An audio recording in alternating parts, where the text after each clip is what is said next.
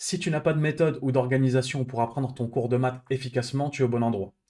Connaître son cours en maths, c'est le nerf de la guerre. Donc aujourd'hui, on va voir la méthode que j'enseigne à mes étudiants étape par étape. Ce que je te partage dans cette vidéo résulte à la fois de mon expérience lorsque j'étais étudiant en classe prépa, mais aussi des dizaines d'élèves que j'ai suivis en tant que prof particulier. Et ce que j'ai observé, c'est que ceux qui travaillent de la méthode qu'on va voir ensemble dans cette vidéo sont systématiquement ceux qui obtiennent les meilleurs résultats. Donc si tu veux devenir meilleur en maths, il va falloir commencer par rompre avec certaines mauvaises habitudes. Et pour ça, on va rappeler quelques principes fondamentaux de l'apprentissage du cours. Le premier point, c'est que pour apprendre efficacement son cours, il faut le faire de manière active. Lire son cours passivement, ça n'a jamais bien fonctionné. Qui ne s'est pas déjà rendu compte qu'il était en train de penser à autre chose alors qu'il était en train de simplement lire le cours? Le deuxième point, c'est la régularité et la répétition. Évidemment, tu vas revoir ton cours le soir même du cours en question, mais tu vas aussi réviser ce cours. Et idéalement, tu vas espacer de manière systématique tes séances de révision. Et le troisième point qui pour moi est le plus mal connu de tous, c'est le fait que apprendre son cours et faire des exercices ne sont pas deux activités à opposer. Pas du tout. Lorsqu'on révise son cours, on refait par exemple les exercices ou les exemples vus en classe. Et il y a aussi des exercices qui sont spécifiques pour l'apprentissage du cours. Je te donnerai toutes les ressources pour ces exercices-là dans cette vidéo. En particulier, il faut abandonner les séances où tu ne fais que apprendre le cours, entre guillemets, c'est-à-dire que tu ne fais que le lire, et les séances où tu travailles le TD. Et en général, si tu fais comme ça, tu vois que c'est peut-être pas ce qu'il y a de plus efficace. Je vais rentrer un petit peu plus dans le concret.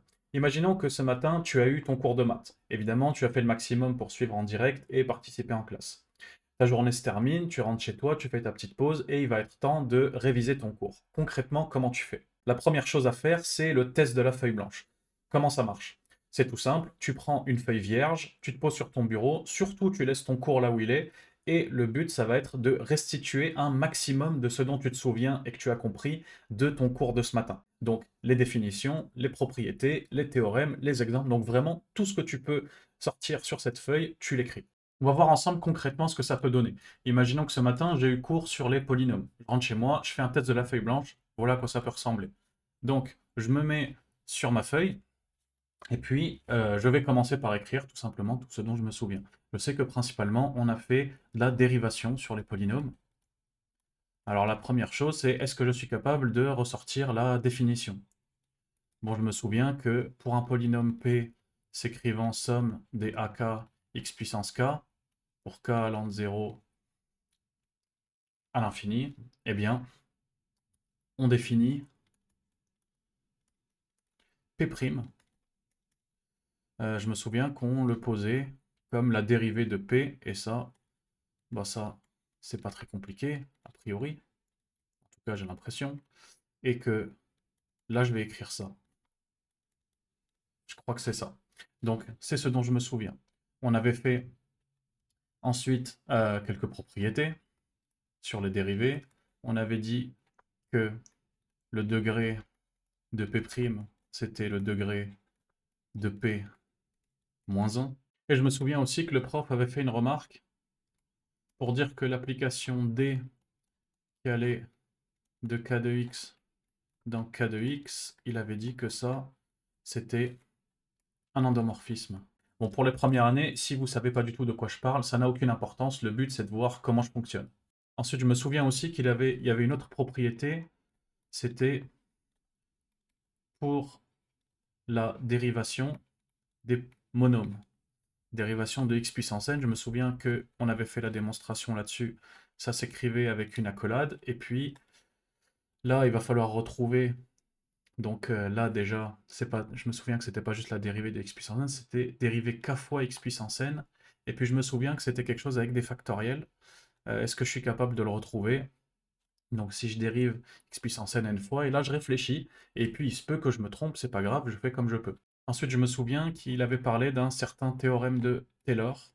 Et là, je peux dire que j'ai vraiment un trou, je suis incapable de me rappeler ce que ça disait exactement.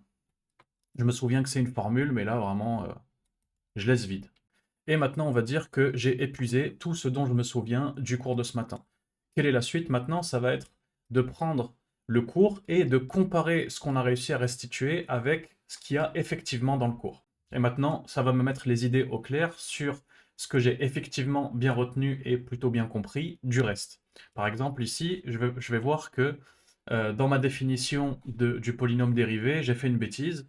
Effectivement, j'aurais dû m'en rendre compte dès le début, ça ne peut pas commencer à 0, ça commence à 1. Bah oui, là je comprends bien que je ne vais pas pouvoir avoir de puissance négative dans un polynôme. Je vais me rendre compte aussi que cette propriété est vraie lorsque P est non nul, sinon elle n'a pas de sens. Pour cette remarque-là sur le fait que D est un endomorphisme, je m'en souvenais assez bien.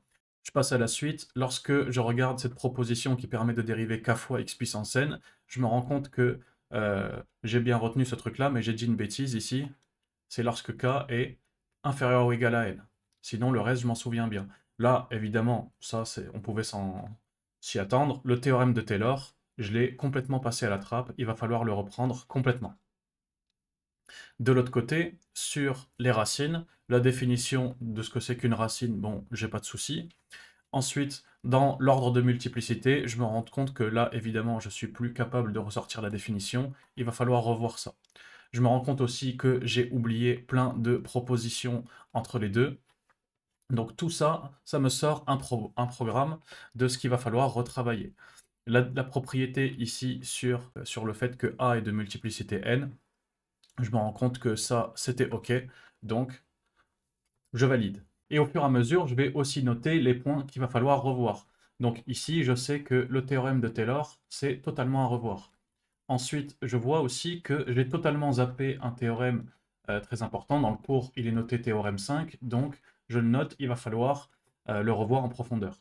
On a vu aussi que la définition de l'ordre de multiplicité était complètement à reprendre. Et je vais me faire une liste comme ça de tous les points sur lesquels je considère que je suis encore faible et qu'il va falloir sérieusement approfondir. Ce qui va nous donner un programme assez clair de révision et ce qui va aussi nous permettre de gagner du temps simplement sur ce qu'on va travailler. Pourquoi? Parce que, eh bien, on n'est pas obligé maintenant de tout revoir. On a pu valider certaines choses et je vais me concentrer sur vraiment ce que je n'ai pas bien compris ou bien maîtrisé. Maintenant qu'on sait exactement les points qu'il va falloir retravailler, on peut passer à la deuxième étape, qui consiste à précisément réviser ces points-là. Évidemment, ça passe par la relecture du cours, mais pas que. Par exemple, sur tous ces points-là, ce sont des théorèmes. Donc, ces théorèmes-là, je dois connaître parfaitement leurs hypothèses, la conclusion, donc être capable de réénoncer le théorème, et puis reprendre la démonstration. Pour chaque théorème, vous devez faire ça, hein. Si la démonstration est traitée en cours, c'est que vous devez la reprendre. Bien sûr, s'il y a des exemples et des petits exercices dans le cours qui suivent ce théorème, on les refait. Petit aparté sur ce que tu peux faire pour apprendre, comprendre un théorème. Un truc qui est vachement bien à faire, c'est tout simplement d'enlever une des hypothèses et d'essayer de comprendre pourquoi est-ce que le théorème ne marche plus. Ça va être plus simple pour toi de retenir les hypothèses de cette manière-là. Et ça te donne aussi une idée de la démonstration. Quand tu sais pourquoi chaque hypothèse est présente, c'est que tu as déjà une idée de où elle va servir dans la démonstration. Ce qui permet aussi du coup de retenir la démonstration du théorème. Pour chaque théorème, essaye aussi de retenir des exemples ou des contre-exemples et des exemples d'utilisation de ce théorème en question. Bon, si ce contenu te plaît, n'hésite pas à mettre un pouce ou à t'abonner si ce n'est pas déjà fait. De même, on va aussi reprendre tout ce qui est définition jusqu'à ce qu'on les connaisse parfaitement. Et éventuellement, noter sur une feuille des questions à poser au prochain cours à ton prof ou à un de tes camarades. Et je rappelle que dans un cours de maths, il faut tout connaître. Il ne faut pas éluder des parties de cours qu'on ne comprend pas, on les travaille, on note des questions, quitte à y revenir plus tard, mais il faut tout connaître dans le cours. C'est l'intérêt de cette méthode, c'est de mettre en lumière les choses avec lesquelles tu as des difficultés et de surtout pas les abandonner, parce que c'est ce qui fait qu'on a des impasses et des carences, entre guillemets, dans le cours. Et ça, c'est pas bon du tout. J'en viens maintenant à tout ce qui est les exercices. Les premiers exercices à faire dans un chapitre, ce sont les exercices et les exemples du cours. En général, tu trouveras ces exercices juste après une proposition, une définition ou un théorème, pour t'aider à illustrer ce dont on vient de te parler. Et ce qui est bien avec cet exercice, c'est qu'il n'y a pas de mystère. Il s'agit de simplement appliquer ce qu'on t'a montré dans le cours. Et c'est vraiment l'exercice zéro type pour commencer à se familiariser avec l'objet qu'on t'a introduit ou le théorème qu'on vient de t'énoncer. Je vois trop souvent des étudiants qui veulent bourriner la feuille de TD, ce que je peux comprendre, hein, mais la première chose à faire, c'est de commencer par les exercices du cours. C'est dans ces exercices-là que tu vas avoir les réflexes, les automatismes élémentaires pour pouvoir attaquer proprement la feuille de TD. Alors c'est vrai que dans le cours, il n'y aura pas forcément un exercice ou un exemple pour chaque notion. Des fois, ça manque. Peut-être que tu as déjà fait ceux qui sont dans le cours et que tu considères que tu as besoin d'un peu plus d'entraînement.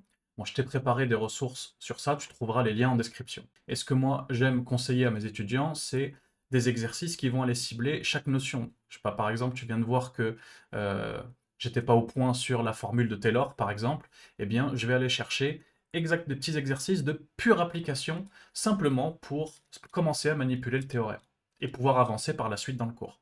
Et tu verras que ça va te débloquer dans des exercices moins évidents. Pourquoi? Parce que les exercices où il y a plus de difficultés, souvent, sont un empilement de techniques, raisonnement élémentaire.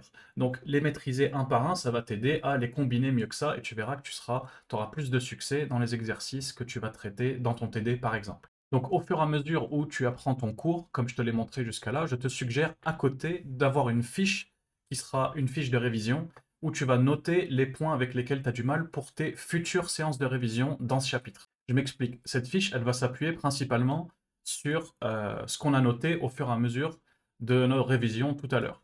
Donc ça, je vais pouvoir le transformer en fiche de révision, et cette fiche, je vais m'appuyer dessus à chaque fois que je vais revenir dans le chapitre. Je sais que, par exemple, moi j'aimais bien faire ça lorsque j'étais en prépa le week-end, vérifier que le chapitre qu'on avait traité dans la semaine, eh bien, je l'avais bien compris, un peu comme une révision récapitulative de tout ce qu'on avait fait sur la semaine. Et donc pour ça, j'avais mis ça en place à partir de la deuxième année. Ce que je notais en cours, eh bien, j'en faisais toute une liste, et puis cette liste s'allongeait au fur et à mesure de la semaine, et je savais que, eh bien, je devais revoir tous ces points-là pour m'assurer que j'avais pas laissé de zone d'ombre dans ma compréhension du cours. Quand tu sais t'en servir, cette fiche sera très utile pour faire des révisions éclairs, entre guillemets. Typiquement pour la période de révision avant les concours. Tu n'auras pas le temps de revoir tout le chapitre parce que ça prend quand même beaucoup de temps. Donc en ressortant ces fiches, tu vas pouvoir te concentrer sur les points où tu sais que tu as tendance à avoir du mal. Et si tu valides ce qu'il y a sur cette fiche, tu sais que globalement, tu connais ton chapitre. Ça, c'est pour moi une fiche intelligente et utile. Ça sert à rien de faire des fiches où tu fais que recopier le cours de manière indistincte. Surtout que c'est pour rajouter les choses en petit et avec des abréviations et en enlevant des parties de cours. Alors ça, c'est vraiment le truc à éviter. Ce qui va m'amener du coup sur mon dernier point, qui va être quelles sont les fiches que l'on peut faire et qui vont être utiles pour réviser un cours de maths. Il y a les fiches de révision, comme je viens de te le montrer, mais il y a aussi les fiches récapitulatives en fin de chapitre. Ça, c'est très utile pour moi pour tout ce qui est prise de vue, euh, pour voir la structure globale d'un chapitre. Donc c'est le genre de fiche que tu vas faire typiquement en fin de chapitre. Si je prends l'exemple sur les polynômes, ça peut ressembler à un truc comme ça. Donc l'idée, c'est simplement de se donner une vue d'ensemble sur la structure du chapitre. Je sais que dans mon chapitre dans les polynômes, j'ai l'ensemble des polynômes et ça part un petit peu dans tous les sens. Je sais que dans les polynômes, j'ai de l'arithmétique. Je sais que j'ai une partie dérivation. Je sais que j'ai une grande partie sur les racines des polynômes. Et puis par exemple, si je regarde les racines, je vois que ça permet d'aller dans plusieurs recoins de mon cours. Je vois qu'avec des racines, je peux partir sur l'interpolation, sur les racines énièmes de l'unité, sur les racines coefficients. Et je vois que certaines parties du cours permettent de faire le lien avec d'autres. Typiquement, les racines, il y a un vrai lien avec l'arithmétique, avec une certaine propriété qui vraiment fait complètement le pont entre les deux, qui est que si j'ai une racine a, c'est équivalent à dire que x moins a divise p. Donc voilà à quoi peut ressembler une fiche récapitulative d'un chapitre. Il ne s'agit pas de résumer le cours, mais simplement de s'en donner une vue d'ensemble. Un autre type de fiche qui peut être intéressante à faire, c'est tout ce qui est les fiches méthodes. Tu peux par exemple faire une fiche méthode sur études de suite récurrentes. Si tu es en deuxième année, une fiche sur tout ce qui est diagonalisation. Et enfin, un dernier type de fiche que je voulais aborder ici, c'est tout ce qui est les fiches sur les exercices classiques. C'est le genre d'exercice que vous aurez systématiquement en DS, en DM ou même en TD. Vos profs vous le signalent en général et ça vaut le coup de les ficher. Pourquoi? Précisément parce qu'ils sont classiques. Donc vous pouvez retomber dessus soit à l'écrit de vos concours, soit à l'oral. Et systématiquement, les élèves qui connaissent bien leurs exercices classiques peuvent faire un véritable massacre pendant les concours parce que c'est quelque chose qu'ils ont tout simplement revu et l'exercice, ils l'ont défoncé. Donc quand tu reçois ta copie, que ce soit de DM ou de DS, ne range pas ta copie trop vite. Il faut utiliser ce que tu as fait dans ce DS pour extraire ce qui est important de retenir. Et surtout, quand tu fais une fiche de ce style, eh bien, c'est le genre de truc qui peut diviser par deux ton temps de révision à l'avenir. C'est le genre de choses que tu vas faire quand tu as plus de temps, typiquement en vacances. Et c'est ce qui va beaucoup te faire progresser. Ceux qui réussissent les concours, souvent, collectionnent les exercices classiques. Tout ce que je présente dans cette vidéo, tu vas pouvoir le mettre en application dès maintenant. Je t'ai préparé une feuille au format PDF, le lien sera en description. Tu vas pouvoir utiliser cette feuille pour démarrer et prendre les bonnes habitudes. Tu auras aussi les ressources pour avoir des exercices qui te permettent de cibler un point de cours. Tu vas recevoir tout ça par mail. Si tu as besoin de plus de précision sur certaines choses, ou je suis peut-être allé un petit peu vite pour les besoins de la vidéo, mais n'hésite pas à me les poser en commentaire ou même par mail. Je réponds à tous les commentaires et aux mails qu'on m'envoie. C'est tout pour aujourd'hui. Si ça t'a plu, mets un pouce et abonne-toi si ce n'est pas encore fait. Et moi je te dis à très bientôt.